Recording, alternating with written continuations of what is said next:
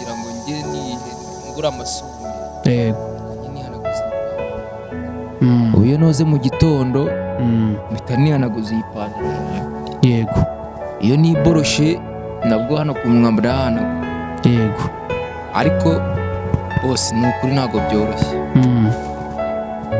narahansurinze bikomeye.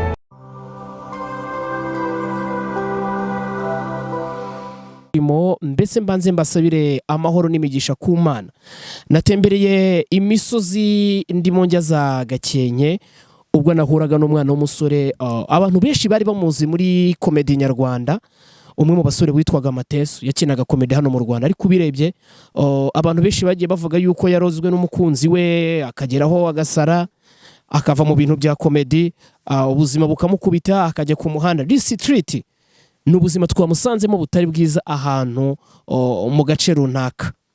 Naha rero twafashe urugendo turagenda, ni inkuru yababaje abantu benshi ubwo twayumvaga, natwe twafashe urugendo tujya gusura uyu musore. Reka tumwakire, yatwemereye ko turi buze kuganira nawe amagambo make bitewe n'agahinda bafite ndetse n'akababaro k'ubuzima bwiwe. Ikaze kuri Break TV Mateso.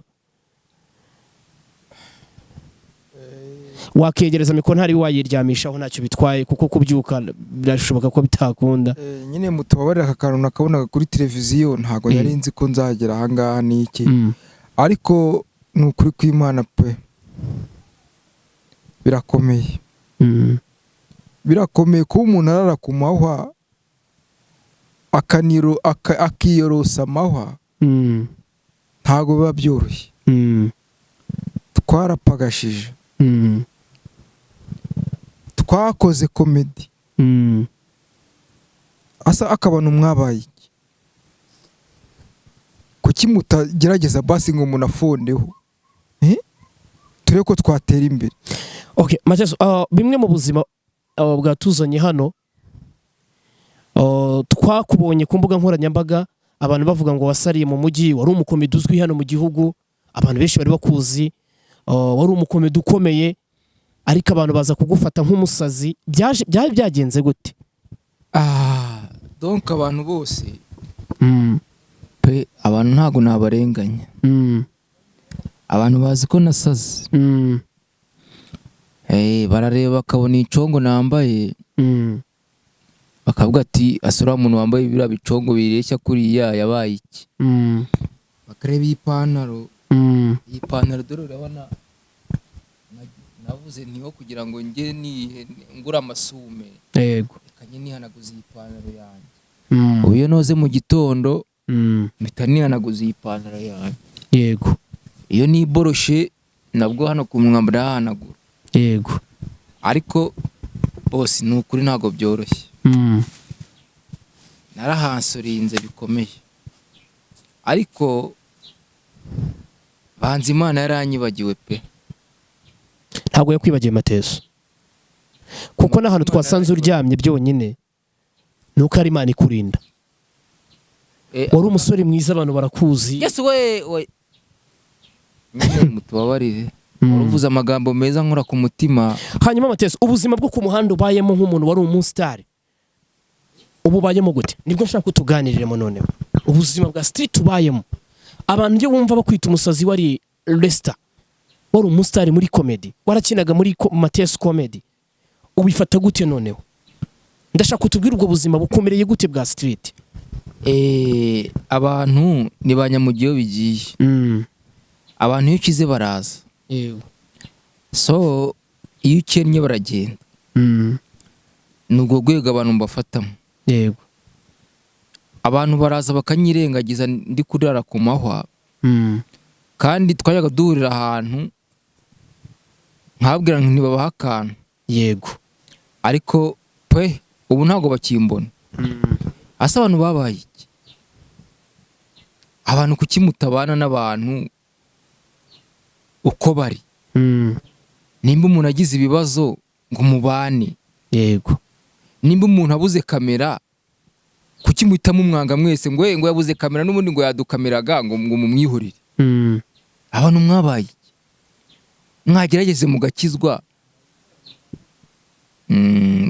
mutubabarire ariko mvuze ku buzima bwanjye bwakira bugacya pe Mathias ku muhanda urya gute ubayeho gute batubwiye ko inkuru iherutse gusohoka yari yavuze ko hari umukobwa wakuroze mwakundanaga mu gihe wari umusitari ubuzima bwe burahinduka burononekara ariko uragomeza urahatiriza na n'ubu babishi bavuga ko imyenda wakinanaga comedy na n'ubu ariyo cyambaye niyo nkuru ye kugendekeye gute kugira ngo n'abantu bakurikiranye Berrick TV niba arababasha kuguha ubufasha basi babashe kugufasha amarangamutima yawe nayahe kuri wowe nkawe mutwabari ibyo by'ubufasha subwo sinabambonanije ko ubwo se umuntu yatanga amafaranga n'iki ubwo ntibyatuma homba ariko nyine mutubabarire nyine ngiye niko mbitekereza nk'umuntu uvuye za kiradiha n'iki ariko rwose pe ubuzima bwanjye ni story ndende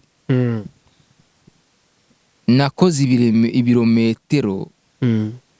ibirometero ndakeka navaga za Musanze n'amaguru yego nje kureba uwo mukobwa nabaga mfite amafaranga makeya yego Mateso noneho umukobwa yabaga Butare yigaga i Butare muri kaminuza yego navuga ati noneho dore mfite 5,000 reka mve i Musanze n'amaguru navaga i Musanze n'amaguru ubwo nimba twaravuganye ko tuzahura kwa nako abadeperi nako abakobwa beza bakunda gusoka kwa gatanu navaga i Musanze kwa gatatu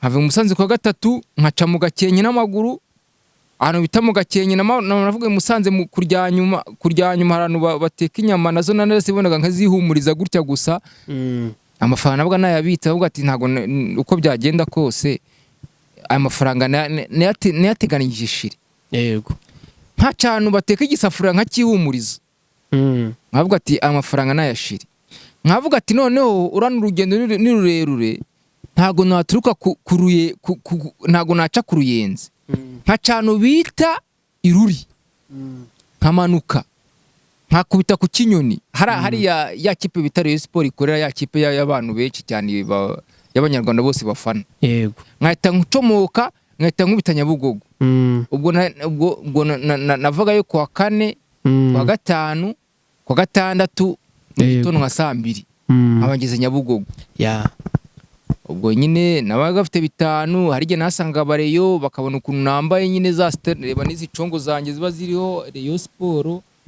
avuga ati nabwo sinabaga mbizi hari igihe nabonaga umureyo akambwira ati akabareyo mwabaye ikigo kuki kubera iki agatambwira ati rwose izi nkweto wambaye ni izacu jya muri bisi ubwo nkabangiza Imana ngiye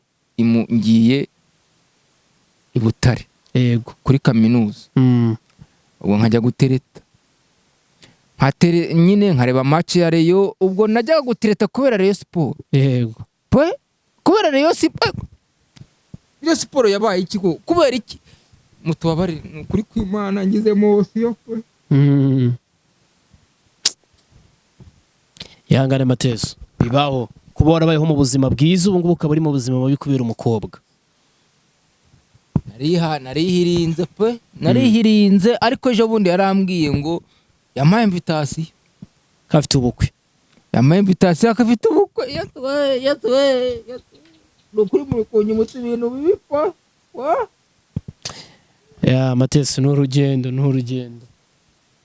basi mumubare muhagarikira ahangaha. Mateso kuba twaje hano twafashe umwanya wo kugira ngo umuntu abaje no kuguhumuriza ku by'ibibazo waciyemo, kumva ko umuntu wari umusitari ushagarwa n'abantu benshi ubashiga ashagarwa, abantu baraniganaga ari ku muhanda ameze nabi. nyine ubwo ngubwo nyine izo ni story za nyuma zanjye n'uwo mukobwa. Nagize amafaranga ku buryo nategaga tagisi voiture njya kumureba ku ntuza, ajya kumureba i Butare, tugatega indi tuva i Butare tujyana ku Gisenyi. Urumva ibintu byari biryo kuko Yesu we urukundo pe, Yesu we. Mateso, ubona n'ubuzima ubayemo abantu bakwita umusazi kubera ubuzima buburimo, bavuga ngo rura munsi yari umusitari, none ubu ngubu reba ubuzima bayemo, abasitari bameze uku. Uba wumva umeze gute muri wowe noneho ku bwawe? Rwose mutubabarire, ariko ubwo ubuzima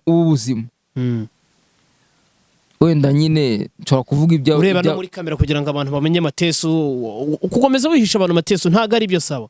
Bohoka we muri we basi wumve mutubabarire, sibyo nyine. Urabona rwose pe ntabeshye, ubu buzima ndabukunze kuko nibwo Imana yaguhitiyemo. Ntago ari Imana yamitiyemo, ni njye wabwihitiyemo. Jya utaza kujya muri ibyo, ubu afite ubundi buzima. Ufite ubundi buzima, ariko ubu buzima umenya abantu muri kumwe.